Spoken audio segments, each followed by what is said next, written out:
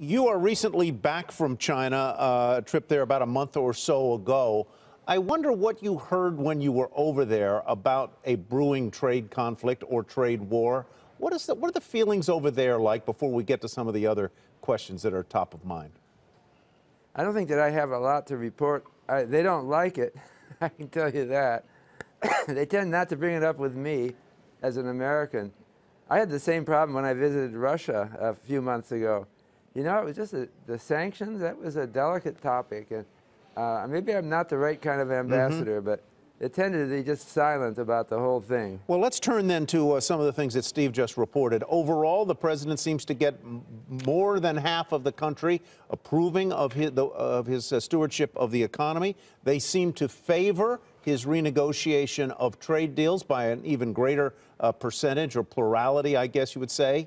What does that tell you about the feeling that the American people have about the business climate and business confidence and economic confidence in the face of all of these other things that could presumably bring it down a notch? Well, it seems the Americans are angry, and they've put someone whose prevailing mood, you see them, he's captured on camera all the time, angry about our being treated unfairly. President Trump says they're laughing at us for having made bad deals. That's calculated to bring out anger, and I don't. I think that Trump has been supporting the markets with his capitalist tilt. People believe that he's good for the markets, but not necessarily if we start antagonizing. You know, the G7 meeting recently looked kind of grim.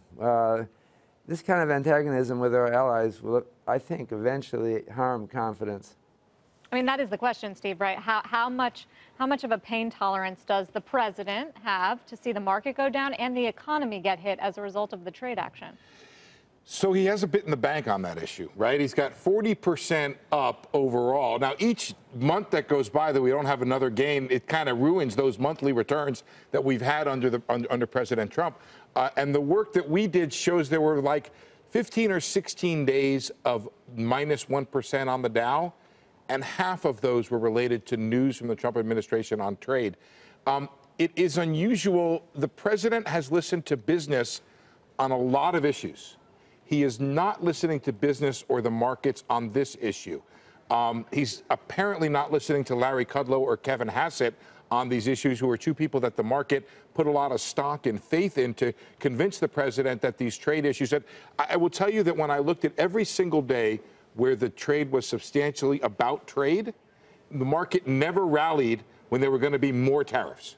Only with easing tension, and down when there were more tariffs. So, Professor, let's get to how you think this will impact the economy. You actually say that you think it's going to result in an economic crisis. What's the shape, and how deep is that crisis going to be? Well, I think the market is highly valued at using my CAPE ratio. And in the past, it's very hard to predict exactly when the correction will come, but it's perfectly normal that there should be a correction. We've seen a remarkable stock market ever since 2009. And it's not all Trump, obviously, mostly Obama. But Trump is maybe related to the last stages of it, when it's looking really elevated. And it's not just me who thinks this. I do my own surveys, and I know that recent years, people have been more and more concerned about overvaluation of the market. And they're still investing in it. This is one of the paradoxes of human nature. But I think that there could be every time the markets goes down, like it did also in January of this year, for a little while people are thinking, is this it? Then they've changed their mind and come back. We'll see if that happens consistently. Hey there, thanks for checking out CNBC on YouTube. Be sure to subscribe to stay up to date on all of the day's biggest stories. You can also click on any of the videos around me to watch the latest from CNBC.